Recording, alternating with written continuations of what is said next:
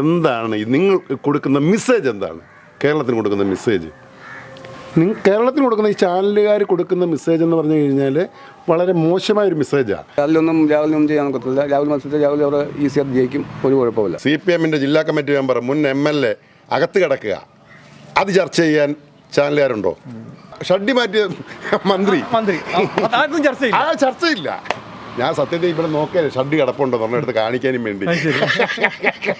ഇതിനു മുമ്പ് മുകേഷിൻ്റെ വിഷയം വന്നപ്പം എന്തുകൊണ്ട് ഈ പ്രകടനങ്ങൾ നടത്തിയില്ല? അവനെ അടിച്ചമർത്തുക എന്നുള്ള അത് പിണറായിയുടെ ഇപ്പോഴത്തെ അവരുടെ ഒരു അജണ്ടയാണ്. അവനെ ഇനിയും വളർത്തിക്കൊണ്ട് വന്നാൽ അവർക്ക് വലിയ ഭീഷണിയാണ്. അവൻ്റെ അടുക്ക നല്ല രീതിയിൽ ചാനലിൽ സംസാരിക്കുക. ഇതിനകത്ത് തന്തയ്ക്ക് പറഞ്ഞ ഏതെങ്കിലും ഒരുത്തനുണ്ടോ? ഒറ്റ ഒരുത്തം പോലും ഇല്ല. ഇപ്പം യൂട്യൂബിനകത്ത് അവൾ ഒരെണ്ണം ഇട്ട് കഴിഞ്ഞാൽ എല്ലാവരും കാണുവോളെ. ഇപ്പോഴും അവളെ തുണിയില്ലാതുള്ള എത്രയോ പടങ്ങൾ കാണുന്നുണ്ട്. അമ്പലത്തിൽ പോകാൻ വരും, ഇങ്ങനെ ഇതിലെ കാണുമ്പോൾ അങ്ങയുടെ എവിടെയോ വന്ന് എല്ലാം ഇതിലെ വരുവാണെങ്കിൽ അമ്മോ എന്തെടുക്കുക എന്നൊരു ചോദ്യമുണ്ട്. ഇപ്പോൾ എന്തുവാ ഇപ്പോഴത്തെ ട്രെൻഡിങ് ഇതാണ്, പെണ്ണ് വിഷയം. ഒരു പെണ്ണ് കേസ് എടുത്തിട്ട് കഴിഞ്ഞാൽ ഇപ്പോൾ ഓൺലൈൻ മാധ്യമങ്ങളെന്ന് പറഞ്ഞു കഴിഞ്ഞാൽ ഇങ്ങനെ ചവർ പോലെ കിടക്കുകയാണ്. എല്ലാവരും എടുത്തിട്ട് ഒരു എക്സ്ക്ലൂസീവ് അങ്ങോട്ടങ്ങ് വിടുക, പിന്നെ എല്ലാവരും അതിൻ്റെ പുറകിൽ. ഇപ്പം ഇത് പറയുന്നതുകൊണ്ട് ചിലപ്പോൾ നാളെ എന്നെ പിടിച്ചകത്തിടും, അത് പറയാൻ പറ്റത്തില്ല. 100% അവൻ ബിനീഷ് പക്ഷിയെ പോലെ അവൻ വേറൊന്ന് പേര് തെറിഞ്ഞു വരും. അവൻ ഇനി ഏത് എതിരാളി വന്നെന്ന് പറഞ്ഞാൽ അവന് ഉയർത്തെഴുന്നേൽക്ക് വരും. അച്യുതാനന്ദൻ ഉണ്ടായിരുന്നു. ഇവർക്ക് ആർക്കും ഇല്ലാത്ത ആഡംബരമാണിത്. എന്തുവാണിത്?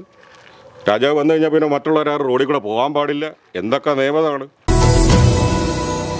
നാട്ടുകാരാണല്ലോ രാഹുൽ മാങ്കൂട്ടം. എന്താ രാഹുൽ മാങ്കൂട്ടത്തിനെ കുറിച്ചുള്ള അഭിപ്രായം? രാഹുലിനെ പറ്റി പറയുകയാണെങ്കിൽ ഇപ്പം ഒന്നിന് പുറകെ ഒന്നായിട്ട് ആരോപണങ്ങൾ ഇങ്ങനെ വന്നുകൊണ്ടിരിക്കുക. ചെയ്ത് ഞങ്ങൾക്കൊന്നും ഇതൊന്നും വിശ്വാസയോഗ്യമായിട്ടുള്ളൊരു കാര്യങ്ങളല്ല.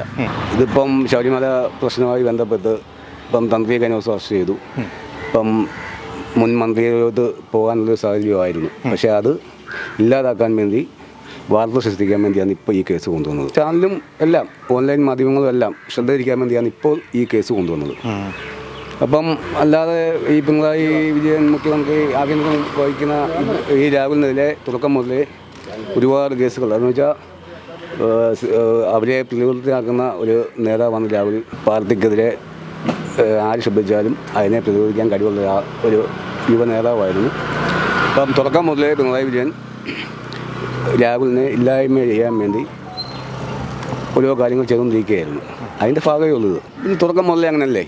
തുടക്കം മുതലേ ഈ സർക്കാർ വന്ന ശേഷം തുടക്കം മുതലേ രാഹുലിനെ അറസ്റ്റ് ചെയ്ത് വീട്ടിൽ നിന്ന് കൊണ്ടുപോകുന്നു. ഏതെല്ലാം കേസുകൾ നമ്മൾ കണ്ടു, എല്ലാം ഇത് തന്നെ അതിൻ്റെ ഭാഗമായിട്ടാണ്. അല്ലാതെ യാഥാർത്ഥ്യമുള്ള കാര്യങ്ങളേ അല്ല. ഇത് ഇടതുപക്ഷമല്ലേ, പക്ക രാഷ്ട്രീയമല്ലയോ? രാഷ്ട്രീയമായിട്ടും പക്ക ഇടതുപക്ഷം തന്നെയാണ് ഇതിന് പുറകിൽ മുഴുവൻ, അല്ലാതെ മറ്റ് പാർട്ടിക്കാരൊന്നുമില്ല. പാലക്കാട് ഇപ്പം നിയമസഭാ ഇലക്ഷന് 3 മാസമോ 4 മാസം കണ്ടേ ഉള്ളൂ. പക്ഷേ അതിലൊന്നും രാഹുലിനൊന്നും ചെയ്യാൻ പറ്റില്ല. രാഹുൽ മത്സരത്തിൽ രാഹുൽ അവിടെ ഈസിയായിട്ട് ജയിക്കും, ഒരു കുഴപ്പമില്ല. ഒന്നാമത് വന്ന പരാതി രണ്ടാമത് വിളിച്ചു എന്ന് പറഞ്ഞു. രണ്ടാമത് വന്ന പരാതി അതൊക്കെ ക്യാഷ് കൊടുത്ത് പരാതി കൊടുപ്പിച്ചാൽ നമ്മുടെയൊക്കെ ഒരു അറിവ്. ഭീഷണിപ്പെടുത്തി കേസ് കൊടുപ്പിക്കുക, അതേ ഉള്ളൂ. 3 മാസമല്ലല്ലോ ഈ സർക്കാരിൻ്റെ കാര്യം. സർക്കാർ കഴിയുമ്പോഴത്തേക്ക് ഇതെല്ലാം അങ്ങ് മാറത്തില്ലേ? 3 മാസം കഴിയുമ്പോൾ സർക്കാർ മാറും, അതെന്തായാലും ഉറപ്പാണ്. നിന്ന് കഴിഞ്ഞാൽ 12 ജില്ലയിലൊക്കെ നിന്ന് കഴിഞ്ഞാൽ രാഹുലിൻ്റെ ജയം എങ്ങനെയായിരിക്കും? ഈസിയായിട്ട് ജയിക്കും, ഒരു കുഴപ്പമില്ല. നമ്മൾ ചെറുപ്പം മുതലേ നമ്മൾ കാണുന്നതാണ്. നാട്ടിലിങ്ങനെ ആരും പറഞ്ഞു കേട്ടോ അല്ലെങ്കിൽ ഇങ്ങനെ ഒരു സംസാരം ഒന്നും നാട്ടിലെങ്ങുമില്ല. കൊച്ചിലെ മുതലേ നമ്മളിവിടെ ഉള്ള ആളല്ലേ, ഒരു സംസാരവും മറ്റു കാര്യങ്ങളൊന്നുമില്ല. നല്ല അഭിപ്രായം തന്നെ. നല്ല അഭിപ്രായം തന്നെ. നിങ്ങളുടെ നാട്ടുകാരനെ കുറിച്ച് എന്താ പറയുന്നത്? നാട്ടുകാരനെ കുറിച്ച് എന്താ പറയുന്നത്? ഇതൊക്കെ എന്ന് പറഞ്ഞു കഴിഞ്ഞാൽ BJPയും CPM കൂടെ തമ്മിലുള്ള ഒരു ഡീലാണ് ഇപ്പോൾ ഈ നടന്ന ഈ നാടകം എന്ന് പറയുന്നത്. കാരണം എന്ന് പറഞ്ഞു കഴിഞ്ഞാൽ പാലക്കാട് BJPക്ക് കൊടുക്കാം എന്നുള്ള ഒരു സംവിധാനമാണ് പിണറായി വിജയൻ്റെ LDF ഗവൺമെൻറ് CPM കൂടിയുള്ള ഒരു നാടകം. കാരണം മെയിനായിട്ട് ഈ ത്രിതല പഞ്ചായത്ത് തിരഞ്ഞെടുപ്പിൽ നമ്മുടെ കേരളം മൊത്തം അലയടിച്ച സ്വർണ്ണക്കൊള്ളയാണ്. അതിന് പാട്ട് പാടിയവരുടെ പേര് കേസെടുത്ത് അകത്തിടുമെന്ന് പറഞ്ഞാൽ ഈ CPM, ഈ സർക്കാർ, അവരുടെ സ്ഥിതി എന്താ? അപ്പോൾ അവർക്ക് കിട്ടാൻ എന്തെങ്കിലും ഒരു ഐറ്റം വേണം. അവരുടെ ഒരു മന്ത്രി, മുൻ മന്ത്രി, ഒരു MLA അയോഗ്യതയാക്കിയപ്പം ഇതിന് ഒരു തുറുപ്പ് ചീട്ട് കണ്ടെത്തിയിടുക എന്നുള്ള ഒരു ലക്ഷ്യമാണ്. അതാണ്, അല്ലാതെ വേറെ ഒന്നുമല്ല. പുള്ളി ആ കാര്യങ്ങൾ വളരെ കൃത്യമായിട്ടും നിഷ്ഠയോടുകൂടി സ്റ്റഡി ചെയ്താണ് ഓരോ കാര്യങ്ങളും ചെയ്യുന്നത്. ഇത്തരം പല ചാനലുകളിലെയും ചർച്ചകൾ നമ്മൾ കാണുന്നതാണ്, പലരുടെയും ചർച്ചകൾ കാണുന്നതാണ്. ഇടതുപക്ഷത്തിനകത്ത് ഇപ്പം തന്നെ ഇപ്പം ഈ മീഡിയക്കാരൊന്നും പറയാത്തത് എന്താ, ഈ നമ്മുടെ പിന്നെ റെജി ലൂക്കോസ് CPM വക്താവായിരുന്നു എന്ന് പറയുന്നു. പിന്നെ വേറെ ഒരാൾ, ഒരു അഡ്വക്കേറ്റ്, എന്തോടെ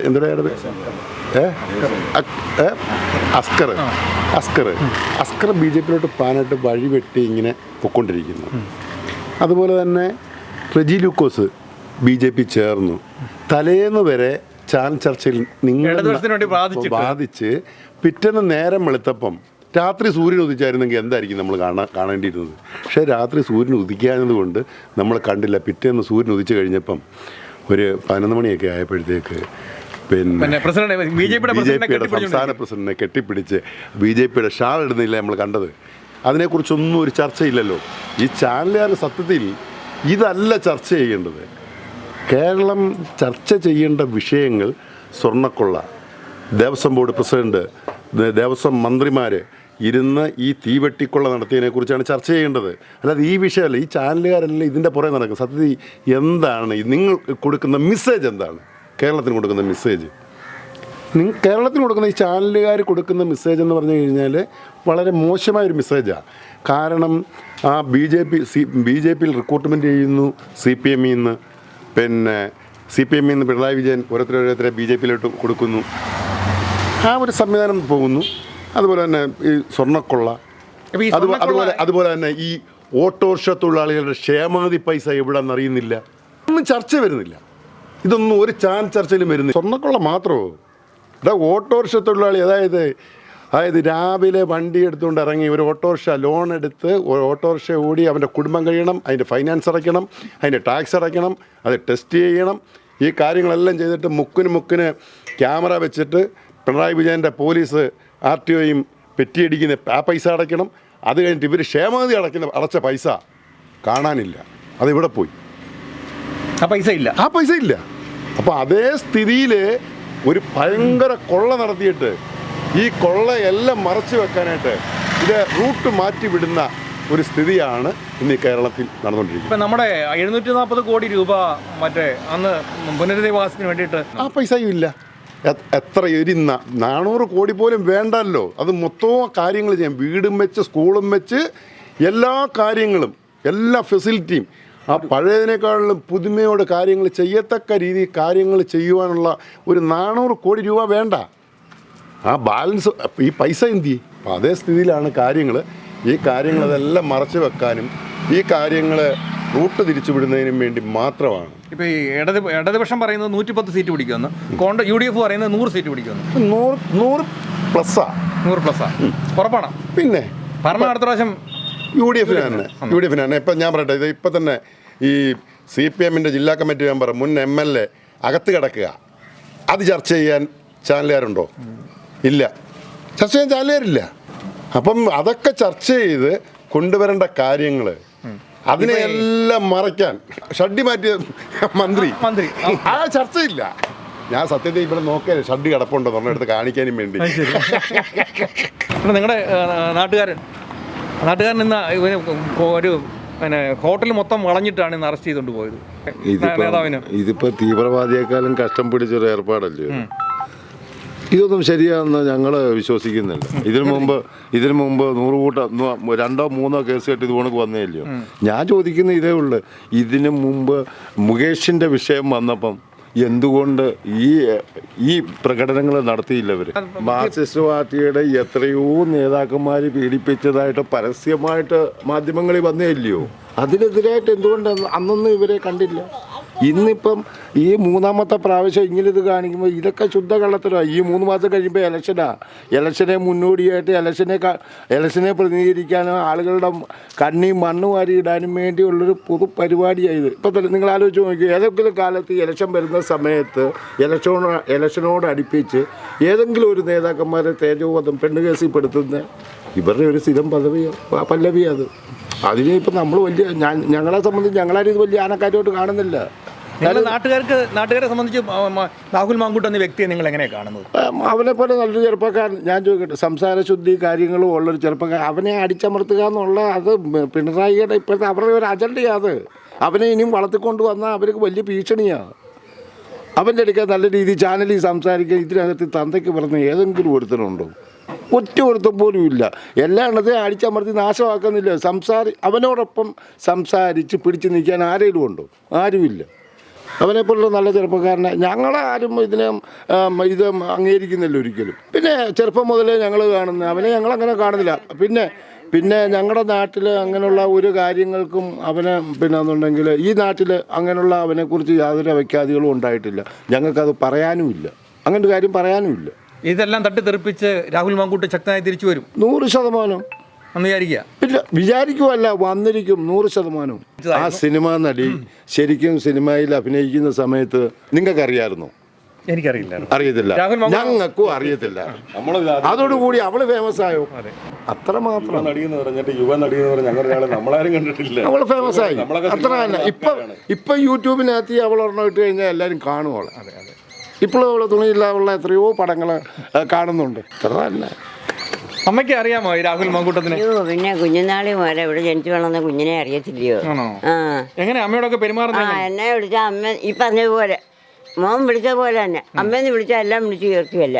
ആ, ചുമ്മാതെ എനിക്ക് ഇതിനകത്ത് യാതൊരു ഇതും പറയാനില്ല. രാഹുലിനെ കുറിച്ച് നല്ല അഭിപ്രായമാണ്. ആ, എനിക്ക് ഇന്ന് ഇതുവരെ ആ എനിക്ക് സത്യത്തിൽ അതിലെ അങ്ങോട്ട് പോവാന്നെനിക്ക് ചോദിക്കാം, അമ്മ എവിടെ പോവാ? ആ, അല്ല പേരിട്ടല്ല വിളിക്കുന്നത്. ആ, അമ്മയോട് പോവാ, ഇന്ന കടയിലോട്ട് പോവാ. അവനെ ഞാൻ അങ്ങോട്ട് അങ്ങനെ പോകുന്നില്ലല്ലോ. അഥവാ പോവാന്നെനിക്ക് കാണുവാന്നെനിക്ക് ഇങ്ങനെയാ ചോദിക്കുന്നത്. ആ, എനിക്ക് ഒന്നും തെറ്റ് പറയാനില്ല മക്കളെ. എന്തുവാ ഈ തെറ്റെന്ന് ഞാൻ ഇപ്പം കേൾക്കുക. അമ്മ തൊട്ട അയലോക്കമാണ്. ഞങ്ങളിങ്ങനെ അവിടെ അങ്ങനെ ഇതായിട്ടല്ലയോ. ആ, എനിക്ക് സ്വന്തം മോൻ, എൻ്റെ രണ്ടാമത്തെ മോനാണ് നിൽക്കുന്നത്. മൂന്നാമത്തെ മോൻ്റെ ഇവിടെ നിന്നിട്ട് പോയപ്പോൾ കാര്യം പറഞ്ഞോണ്ടിരുന്നേ. ആ, വന്നിരിക്കണമെന്നാണ് ഞാൻ പറയുന്നത്. എന്താന്ന് വെച്ചാൽ എവിടെയെങ്കിലും വെച്ച് കാണുവാണെങ്കിൽ അമ്മോ എന്നൊന്ന് വിളിച്ച് അമ്പലത്തിൽ പോകാൻ വരും.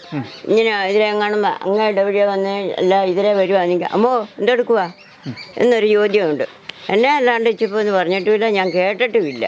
പിന്നെ ഞാൻ എന്തുവാ പറയണ്ടേ? എൻ്റെ കണ്ണിൽ ഇന്ന് വരെ സംഭവം. അമ്മ ശബരിമല പോയിട്ടുണ്ടോ? ശബരിമല പോയിട്ടുണ്ട്. ഞാൻ 2 വട്ടം ജോമനെ പോയേ. ആ, 2 വട്ടം പോയി. അന്ന് അമ്മ കണ്ട തങ്കപ്പാളിയൊക്കെ ആൾക്കാർ കൊണ്ടുപോയി, അറിഞ്ഞായിരുന്നോ? ആ, അതിപ്പോൾ നമ്മുടെ പത്രത്തിലൊക്കെ ഉണ്ടായിരുന്നല്ലോ. കൊണ്ടുപോയി. ആ, അത് കൊണ്ടുപോട്ടെ, ഭഗവാനും വേണ്ടാഞ്ഞിട്ടായിരിക്കും. എന്നിട്ട് ഭഗവാൻ എല്ലാത്തിനെയും പിടിച്ചു വെച്ചല്ലേ? എല്ലാത്തിനെയും മകരവിളക്കാകുന്നതിന് മുമ്പ് എല്ലാത്തിനെയും അറസ്റ്റ് ആയത് അകത്താക്കിയല്ലോ. ആക്കിയോ? ആ, എന്നാ ധർമ്മശാസ്താവിൻ്റെ അടുത്തുനിന്ന് അങ്ങനെ കൊണ്ടുപോയെങ്കിൽ അദ്ദേഹം അവിടെ നിന്ന് വേണ്ടുന്ന ഒരു നാട്ടുകാരനാണ്. നമ്മുടെ നാട്ടുകാരെ കുറിച്ച് നമുക്ക് നല്ല അഭിപ്രായമുള്ളൂ. ഇപ്പോഴത്തെ നമ്മളൊന്ന് ആലോചിക്കേണ്ട ഒരു കാര്യം എന്ന് പറഞ്ഞു കഴിഞ്ഞാൽ, ഇപ്പം നമുക്ക് ഇതൊന്നുമല്ല, നമ്മുടെ നാട്ടിലെ വിഷയങ്ങൾ ഇതൊന്നുമല്ല. ഒരു സാധാരണക്കാരന് ജീവിക്കാൻ പറ്റാത്ത അവസ്ഥയാണ്. ശരിയല്ലേ? സാധനങ്ങളുടെ വിലയാണോ? പിന്നെ എന്തുകൊണ്ടും ഒരു സാധാരണക്കാരന് ഒരു ദിവസം, ഒരു കൂലിപ്പണിക്കാരന് ഒരു ദിവസം അവന് കിട്ടുന്ന ശമ്പളം എത്രയാണ്? ഇന്ന് അവൻ്റെ ഒരു ദിവസം അവൻ്റെ വീട് കഴിയണമെങ്കിൽ 2 കുട്ടികൾ അതിനെ പഠിപ്പിക്കണം, വീട്ടിലെ കാര്യങ്ങൾ എല്ലാം കൂടെ നടത്താൻ എത്ര രൂപയാണ് ഒരു ദിവസത്തെ ചിലവ് ശരാശരി? ഇവർക്കൊക്കെ എന്ന് പറഞ്ഞാൽ കൈയിട്ട് വാരി ഇവരുടെ കയ്യിലൊക്കെ ലക്ഷങ്ങളും കോടികളും ഉണ്ട്. അതൊന്നും ഇവിടെ ചർച്ചയാവുന്നില്ല. 10 വർഷത്തെ ഭരണം കിട്ടിക്കഴിഞ്ഞപ്പം നമ്മളും വിചാരിച്ചു, എല്ലാവരും പല രാഷ്ട്രീയ പാർട്ടികളിൽ, ഇപ്പം ഞാനും വേറൊരു രാഷ്ട്രീയ പാർട്ടിയിൽ ഉള്ള ഒരാളാണ്. ഞാൻ കുറ്റം പറയുമല്ല, ഒരു പാർട്ടിയെ കുറ്റം പറയുമല്ല. എങ്കിലും നമ്മൾ സാധാരണക്കാരൻ്റെ ഒരാവശ്യങ്ങളും ഇതുവരെ ഈ 10 കൊല്ലമായി കഴിഞ്ഞപ്പം വികസിപ്പിച്ചു എന്ന് ഇവർ പറയുന്നുണ്ട്. എന്താണ് വികസിപ്പിച്ചത്? കറണ്ട് ചാർജ് ഇവർ 10 വർഷം കൊണ്ട് എത്ര രൂപ കറണ്ട് ചാർജ് ഇവർ വികസിപ്പിച്ചിട്ടുണ്ട്? വെള്ളക്കരം വസ്തുവിൻ്റെ ഒരു 5 സെൻറ്റ് സ്ഥലം ഒരുത്തന് കിടക്കാടം ഇല്ലെങ്കിൽ അവനൊരു 5 സെൻറ്റ് സ്ഥലം മേടിച്ച് കഴിഞ്ഞാൽ അത് എഴുതണമെങ്കിൽ ഇപ്പോൾ എത്ര രൂപ ഫീസാണ്? ഇതൊന്നും അല്ല. ഞാൻ ചോദിക്കട്ടെ, ഇതൊക്കെ എന്ന് പറയുന്നത് നിസ്സാര കാര്യങ്ങൾ. ഇതൊക്കെ മാറ്റിവെക്കേണ്ട കാര്യങ്ങളാണ്. ജനങ്ങൾക്കിടയിൽ ജനങ്ങളുടെ പ്രശ്നങ്ങളാണ് ചർച്ച ചെയ്യേണ്ടത്. എനിക്ക് സത്യത്തിൽ നിങ്ങളോടൊക്കെ എന്ന് പറഞ്ഞാൽ പറയാനുള്ള ഒരു കാര്യം, ഇങ്ങനെ ഈ ക്യാമറയുമായിട്ട് ഇങ്ങനെയൊക്കെയുള്ള കാര്യങ്ങൾക്ക് നിങ്ങൾ ഇറങ്ങി പുറപ്പെടാതെ ജനങ്ങളുടെ ആവശ്യങ്ങൾ അതിനുവേണ്ടി നിങ്ങൾ ക്യാമറ ചലിപ്പിക്കുക എന്നുള്ളതാണ് എനിക്ക് പറയാനുള്ളത്. ശരിയല്ലേ? അതാണ് ആവശ്യം. ജനങ്ങൾക്ക് ഒരുപാട് ബുദ്ധിമുട്ടുകളും കാര്യങ്ങളും ഉണ്ട്, അത് ചർച്ച ചെയ്യണം. അതൊന്നും ഇവിടെ ചർച്ചയാവുന്നില്ല. ഒരു രാഹുലോ അല്ലെങ്കിൽ അതിനപ്പുറത്ത് വേറൊരാളോ ഈ ഒരു പെണ്ണിൻ്റെ ഇപ്പോൾ ഇപ്പോഴത്തെ ട്രെൻഡിങ് ഇതാണ് പെണ്ണ് വിഷയം. ഒരു പെണ്ണ് കേസ് എടുത്തിട്ട് കഴിഞ്ഞാൽ ഇപ്പോൾ ഓൺലൈൻ മാധ്യമങ്ങളെന്ന് പറഞ്ഞു കഴിഞ്ഞാൽ ഇങ്ങനെ ചവർ പോലെ കിടക്കുകയാണ്. എല്ലാവരും എടുത്തിട്ട് ഒരു എക്സ്ക്ലൂസീവ് അങ്ങോട്ടങ്ങ് വിടുക, പിന്നെ എല്ലാവരും അതിൻ്റെ പുറകിൽ. ഇതൊന്നും അല്ല, നമ്മുടെ നാടിന് ആവശ്യമുള്ള കാര്യങ്ങളാണ് ചർച്ച ചെയ്യേണ്ടത്. നമ്മുടെ തമിഴ്നാട്ടിൽ, നമ്മുടെ അടുത്ത സംസ്ഥാനമായ തമിഴ്നാട്ടിലെ അതിനെ അപേക്ഷിച്ച് നമ്മുടെ കേരളവും അത് തമ്മിൽ താരതമ്യം ചെയ്യുക. കറണ്ട് ചാർജിൻ്റെ കേസ്, നിലവിലെ റേഷൻ സമ്പ്രദായം, അവിടെ എന്ത് കൊടുക്കുന്നു, നമുക്കെന്ത് കിട്ടുന്നു? ഭയങ്കര വ്യത്യാസമാണ്. 100-120% വ്യത്യാസത്തിലാണ് അവിടെ ഓരോ കാര്യങ്ങൾ ചെയ്യുന്നത്. ഇപ്പം എന്താ നമുക്ക് സാമ്പത്തികം ഇല്ലാഞ്ഞിട്ടാണോ? നമുക്ക് സാക്ഷര കേരളമാണ്, നദിയുണ്ട്, വെള്ളമുണ്ട്, എല്ലാം ഉണ്ട്. പക്ഷെ നമുക്ക് കറണ്ട് ചാർജ്, നമ്മൾ വെള്ളം കൊടുത്തിട്ടാണ് തമിഴ്നാട്ടിൽ അവർ വെള്ളം അവിടെ ഉണ്ടാക്കുന്നത്. അവർക്ക് കറണ്ട് ചാർജ് ഇല്ല, നമുക്ക് കറണ്ട് ചാർജ് ഇരട്ടി. നമ്മളെ അങ്ങ് വികസിപ്പിച്ച് 10 കൊല്ലം കൊണ്ട്. അതും പോരാഞ്ഞിട്ട് ഇപ്പം നാട്ടുകാരുടെ കണ്ണിൽ പൊടിയിടാൻ വേണ്ടിയിട്ട് ഓരോ ഇലക്ഷൻ വരുമ്പോൾ ഇതുമാതിരി ഓരോരോ അഭ്യാസങ്ങൾ ഇറക്കുക. ഇത് ജോജു ജോർജിൻ്റെ ഒരു സിനിമ ഇറങ്ങിയായിരുന്നുണ്ടായിരുന്നു. അതിനകത്ത് ജോർജു ജോർജ് ഒരു ഇലക്ഷൻ്റെ സമയമായപ്പോൾ ഒരു വീഡിയോ അതിനകത്ത് കൊടുക്കുന്നുണ്ട്. നമുക്ക് വേണ്ടിയിട്ട് എന്തൊക്കെ ചെയ്താലും അടുത്ത ഒരു 6 മാസം ആകുമ്പോൾ അവന്മാർ നമുക്കൊരു വാഗ്ദാനങ്ങളുമായിട്ട് വരും, നമ്മൾ അതിനകത്ത് വീഴും എന്ന് പറഞ്ഞിട്ട് ഒരു ജോജുവിൻ്റെ ഒരു സിനിമയുണ്ട്. അതിനകത്ത് ഒരു പോയിന്റ് കാണിക്കുന്നുണ്ട്. അതാണ് അക്ഷരാർത്ഥത്തിൽ നടക്കുന്നത്. നമ്മുടെ ഓരോ ഇലക്ഷൻ വരുമ്പോഴും ഇതേപോലെ ഓരോ അഭ്യാസങ്ങൾ ഇറക്കി നാട്ടുകാരുടെ കണ്ണി പൊടി ഇട്ടിട്ട് തടിതപ്പുക. ഇപ്പൊ തന്നെ ശബരിമല കൊള്ള, അതായത് ഇവരുടെ പോലീസ് അന്വേഷിച്ച് കണ്ടുപിടിച്ചതൊന്നുമല്ല, കോടതി ഇടപെട്ടതുകൊണ്ട്. അതുമില്ല, കോടതി ഇടപെട്ടത് കൊണ്ടത്. ഇപ്പൊ ഇവർ പറയുന്നത് രാജിവെക്കണം പുറത്താക്കണം എന്നൊക്കെ പറയുന്നത്. ഇവരുടെ 2 പ്രമുഖരായ ആൾക്കാർ ഇപ്പോൾ അകത്ത് കിടക്കുന്നുണ്ടല്ലോ. പത്തനംതിട്ടയിലെ വലിയ തലമൂത്തപ്പൻ, അയാൾ ജയിലിൽ കിടപ്പോൾ എത്ര റിമാൻഡ് മാറ്റി. വാസു കിടക്കുന്നു, ഇവരെയൊക്കെ പാർട്ടിയിൽ നിന്ന് സസ്പെൻഡ് ചെയ്തിട്ടുണ്ടോ? ഇത് ചോദിക്കുമ്പം പാർട്ടി സെക്രട്ടറി ചോദിക്കുമ്പോൾ അതിനൊന്നും ന്യായമില്ല. രാഹുലിനെ അങ്ങ് പുറത്താക്കുമെന്ന് പറയുന്നത് ഇത് എല്ലാവർക്കും ബാധകമല്ലേ?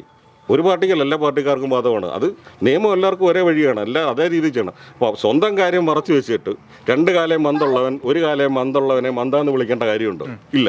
അപ്പോൾ ഇവർ സത്യത്തിൽ നാട്ടുകാരുടെ കണ്ണിൽ പൊടിയിടുന്നത് അവരുടെ കുറ്റങ്ങളും കുറവുകളും പൂഴ്ത്തി വെച്ചുകൊണ്ട് മറ്റുള്ളവരെ ഇപ്പം രാഹുലിനെ സംബന്ധിച്ചിട്ടുണ്ടെങ്കിൽ അവൻ നല്ലൊരു ചെറുപ്പക്കാരനാണ്, അവനൊരു രാഷ്ട്രീയ ഭാവിയുള്ളവനാണ്. അവൻ്റെ അടുത്ത് സംസാരിച്ച് നേടാൻ ഇവരെ കൊണ്ട് ആർക്കും പറ്റത്തില്ല. അപ്പോൾ അവൻ നിന്ന് കഴിഞ്ഞാൽ ഇവർക്കൊരു ഭീഷണിയാണ്. ഇപ്പോൾ അവന് സപ്പോർട്ട് ചെയ്തെന്നും പറഞ്ഞിട്ട് ആ രാഹുൽ ഈശ്വർ എന്ന് പറഞ്ഞ പയ്യനെ അവനെ പിടിച്ച് എത്ര ദിവസം അവനെ ജയിലിലിട്ട്. എന്താണ് കാരണം? എന്താണ്? അവനും സ്വർണ്ണക്കൊള്ളയുടെ കാര്യം പറഞ്ഞു. ഇപ്പം ഇത് പറയുന്നതുകൊണ്ട് ചിലപ്പോൾ നാളെ എന്നെ പിടിച്ചകത്തിടും. അത് പറയാൻ പറ്റത്തില്ല. ഇതാണ് നമ്മുടെ നാട്, സിസ്റ്റം അതാണ്. ഇപ്പം നമ്മൾ തിരുവാക്കി രാജാവ് പറയുന്നത് എല്ലാവരും കേട്ടോണ്ടിരുന്നോണം. ഏതെങ്കിലും ഒരു വഴി കൂടെ നമ്മളെ പിടിച്ചോണ്ട് പോകും. നാളെ കൊണ്ടുപോയാലും നമ്മൾ അതിശയമൊന്നുമില്ല. ഹൈക്കോടതി വരെ അവന് ജാമ്യം കൊടുത്ത് അവനെ മാറ്റിവിട്ട് കഴിഞ്ഞപ്പോൾ ഇല്ല, തീവ്രവാദിയെ പിടിക്കുന്ന പോലെയാണ് വന്ന് പിടിച്ചേക്കുന്നത്. അതിന് ഏതാണ്ട് വലിയ ആഘോഷമാക്കി കൊണ്ടു നടക്കുന്നത്. അപ്പം എന്തോ അപ്പുറത്തുള്ള സൈഡ് മറയ്ക്കാൻ വേണ്ടിയിട്ട് കണ്ണി പൊടിയിടാനുള്ള ഒരു പരിപാടി. അത്രയും നമ്മൾ നാട്ടുകാർ ഇതേ കാണുന്നുള്ളൂ. ഇതിനപ്പുറത്തോട്ട് നമ്മളിതിനൊന്നും വില വെക്കുന്നില്ല. 100% അവൻ ബിനീസ് പക്ഷിയെ പോലെ അവൻ വേറൊന്ന് പേര് തെറിഞ്ഞു വരും. അവൻ ഇനി ഏത് എതിരാളി വന്നെന്ന് പറഞ്ഞാൽ അവന് ഉയർത്തെഴുന്നേൽക്ക് വരും. അതിനകത്ത് 100% ഉറപ്പാണ്. കാരണം അവന് നല്ല ചെറുപ്പക്കാരാണ്. അവനെപ്പോലുള്ളവർ വേണം നമ്മുടെ നാടിന്. നാളെ ഒരു ആവശ്യമെന്ന് വേണ്ടെങ്കിൽ അങ്ങനെയുള്ള ചെറുപ്പക്കാർ വേണം വരാൻ. അല്ലാതെ ഇവിടെ നിന്ന് കട്ടും പൊടിച്ചും കൈയിട്ട് വാരിയും കൊണ്ടുപോകുന്നവനല്ല നമ്മുടെ നാടിന് ആവശ്യം. അങ്ങനെയുള്ള ചെറുപ്പക്കാർ വരണം, അതാണ് നമ്മുടെ ആവശ്യം. അപ്പോൾ അവൻ തിരിച്ചു വരുമെന്നാണ് നമുക്കുള്ളത്. ഇതൊക്കെ നാട്ടുകാരെ പറ്റിക്കാൻ വേണ്ടിയുള്ള ഒരു പ്രവേശനം മാത്രം. ഇപ്പോൾ ഏത് ഭാഗത്താണ് ഇല്ലാത്ത എല്ലാ നമ്മളൊരു വീടിൻ്റെ ഒരു അപേക്ഷ കൊണ്ട് അതിന് പെർമിറ്റ് ഇപ്പം ഭയങ്കര തൊട്ടത് മുതലെല്ലാം ഞാൻ പറയില്ലേ, മനുഷ്യൻ കൈയിട്ട് വാരുവാണ്. പിന്നെ അതും പോരാഞ്ഞിട്ടൊരു സ്കൂട്ടർ എടുത്തുകൊണ്ട് വെളിയിലോട്ട് ഇറങ്ങിയാലും മുക്കിന് ക്യാമറ ചോദിക്കുമ്പോൾ പറയുന്നത് മറ്റുള്ള കാര്യങ്ങളൊക്കെ നിരീക്ഷിക്കാൻ വേണ്ടിയിട്ട്. എന്താണ് ഇപ്പോൾ നമ്മൾ സ്ഥിരം കാണുന്ന പണിയാണ്. റോഡിൽ സിവിൽ ഡ്രസ്സിൽ പോലീസുകാരന്മാർ മൊബൈലും കൊണ്ട് നിൽക്കുക, അല്ലെങ്കിൽ പോലീസ് ജീപ്പ് അവിടെ മാറ്റിയിട്ടിട്ട് മൊബൈലും കൊണ്ട് റോഡിൽ നിൽക്കുക, ഫോട്ടോ എടുക്കുക. ഇതാണ് പരിപാടി. CCTV ക്യാമറയിൽ പഴകുന്നൊന്നും അല്ല. പെറ്റി വീട്ടിൽ വരുമ്പോഴാണ് നമ്മളറിയുന്നത്. ആ ഏരിയ നമുക്ക് കിട്ടുന്ന പെറ്റിയുള്ള ഏരിയയിൽ അങ്ങനെ ഒരു ക്യാമറ കാണത്തില്ല. ഇതെന്താ ഇവന്മാർ മുക്കിന് നിന്ന് എടുക്കുക. ഖജനാവ് കാലിയാന്ന് പറയും. ഇവനൊക്കെ ഇപ്പോൾ ഇന്ത്യൻ പ്രധാനമന്ത്രിയെക്കാട്ടി പവറിലല്ലേ നമ്മുടെ മുഖ്യമന്ത്രി കിടക്കുന്നത്. നമ്മുടെ മുഖ്യമന്ത്രി എന്തിനാണ് ഇങ്ങനെ കിടക്കുന്നത്? മുഖ്യമന്ത്രിക്ക് എന്താ ഭീഷണിയാണ്? ഞാൻ ചോദിക്കട്ടെ, ഇതിനു മുമ്പ് എത്ര മുഖ്യമന്ത്രിമാരുണ്ടായിരുന്നു? കമ്മ്യൂണിസ്റ്റ് മന്ത്രിമാർ എത്ര പേരുണ്ടായിരുന്നു? ഇ.കെ. നായനാരുണ്ടായിരുന്നു, അച്യുതാനന്ദനുണ്ടായിരുന്നു. ഇവർക്ക് ആർക്കും ഇല്ലാത്ത ആഡംബരമാണിത്. എന്തുവാണിത്? രാജാവ് വന്നു കഴിഞ്ഞാൽ പിന്നെ മറ്റുള്ളവരാരും റോഡിൽ കൂടെ പോകാൻ പാടില്ല. എന്തൊക്കെ നിയമതാണ് ഇതെന്ത്? ഇത് ഭൂമിയല്ലേ, മൊത്തം ബ്ലോക്കാണ്. ഇത് ഞാൻ പറയില്ലയോ, നാട്ടുകാർ പൊറുതിമുട്ടി. ഇതിപ്പോൾ അയ്യപ്പൻ്റെ കട്ട് മുടിച്ചാൽ ഞാൻ പറയില്ല, അറ്റത്തുനിന്ന് വരുന്നുണ്ട്. ഇപ്പോഴും അന്വേഷണം പകുതി വഴിക്ക് നിർത്തിയേക്കുക. ഇനി മേളിലോട്ട് പോകത്തില്ല. ഇനിയിപ്പോൾ മേളിലോട്ട് പോയി കഴിഞ്ഞാൽ ഇനി ഓരോരുത്തരെ പിടിക്കും. മേളി വരെ സിംഹാസനം വരെ എത്തും. അതുകൊണ്ടാണ് അവരെ പാർട്ടിയിൽ നിന്ന് പോലും പുറത്താക്കാതെ വെച്ചേക്കുന്നത്. അത് സാമാന്യ അരിയാകാരം കഴിച്ചു കിടക്കുന്ന ഏത് മനുഷ്യനും മനസ്സിലാവുന്ന കാര്യങ്ങളാണ്. പറയത്തില്ല, തീർച്ചയായിട്ടും പറയും. അവരെ പുറത്താക്കിയാൽ അവർ തിരിച്ചു പറയാം, അടുത്ത ആടെ പേര് പറയും. അപ്പോൾ അത് കാരണം കൊണ്ട് അതിനെപ്പറ്റി ഒന്നും അനക്കമില്ല. ബാക്കിയുള്ളവരൊക്കെ ചർച്ചയിൽ വന്നിട്ട് അങ്ങനെ ചാനലിൽ വന്ന് അതൊക്കെ പറയും. നമ്മൾ ഈ സാധാരണക്കാർ, നമുക്ക് വലിയ പാർട്ടിപരമായിട്ട് വലിയ അറിവും ബോധവും ഒന്നും ഇല്ലെങ്കിലും സാധാരണ നമ്മൾ അരിയാകാരം കഴിച്ച് കിടക്കുന്ന നമുക്ക് നമ്മുടേതായ ഒരു ചിന്തയുണ്ട്. നമുക്കത് മനസ്സിലാക്കാൻ കഴിയും. ഇത് ഏത് രീതിയിലാണ്, എങ്ങനെയാണ് വളച്ചൊടിച്ച് വരുന്നതെന്ന്. നമ്മൾക്ക് ഇതൊന്നും വലിയ കാര്യമൊന്നുമില്ല. നമ്മളൊന്നും വലിയ കാര്യമായിട്ട് അംഗീകരിക്കുന്നുമില്ല. അവനെ ഞാൻ പറയില്ല, അവൻ ഭാവിയുള്ളൊരു ചെറുപ്പക്കാരനാണ്, അവൻ ഓരോരുത്തരും തന്നെ വരും, അവൻ വരണം, അവനെപ്പോൾ ഉള്ളൊരു വരണമെന്ന് തന്നെയാണ് നമ്മുടെ ആഗ്രഹം. എന്നാലേ നമ്മുടെ കേരള ജനത, അത് രാഷ്ട്രീയം മാത്രമല്ല, നമ്മുടെ നാട്ടുകാർക്ക് നന്മ ചെയ്യുന്ന, നാട്ടുകാർക്ക് എന്തെങ്കിലും പ്രയോജനമുള്ള ജനപ്രതിനിധികൾ വേണം വരാൻ. ഞാൻ ചോദിക്കുന്നത് ചേട്ടൻ്റെ രാഷ്ട്രീയം എന്തും ആയിക്കോട്ടെ. അല്ല, ഞാൻ ചോദിക്കുന്നത് രാഹുൽ മാങ്കൂട്ടം വന്ന് നിന്നാൽ നിങ്ങൾ രാഷ്ട്രീയം നോക്കാതെ വോട്ട് ചെയ്യുമോ? തീർച്ചയായിട്ടും ചെയ്യും, തീർച്ചയായിട്ടും ചെയ്യും. കാരണം അവനെ അങ്ങനെ ഒരു നല്ലൊരു വ്യക്തിയാണ് അവൻ. അവനെപ്പോലെ ഞാൻ പറയില്ലേ, കൈയിട്ട് വരുന്നത് കണ്ടു കഴിഞ്ഞാൽ അവൻ മുഖത്ത് നോക്കി പറയും, അതാരായാലും. അപ്പോൾ അങ്ങനെയുള്ളവരെ അടിച്ചൊതുക്കുക എന്നുള്ളത് രാഷ്ട്രീയത്തിൻ്റെ ഒരു ലക്ഷ്യം തന്നെയാണ്. അപ്പോൾ അതാണ് സംഭവിച്ചുകൊണ്ടിരിക്കുന്നത്. അതിനകത്ത് വേറെ കാര്യങ്ങളൊന്നുമില്ല, ഇത്രയൊക്കെ തന്നെ. Okay, thank you. കൂടുതൽ വാർത്തകളും വിശേഷങ്ങളും നിങ്ങൾക്ക് ലഭിക്കാൻ കേരളീയം ന്യൂസ് സബ്സ്ക്രൈബ് ചെയ്യുക. കൂടെ ബെൽ ബട്ടണും അമർത്തുക.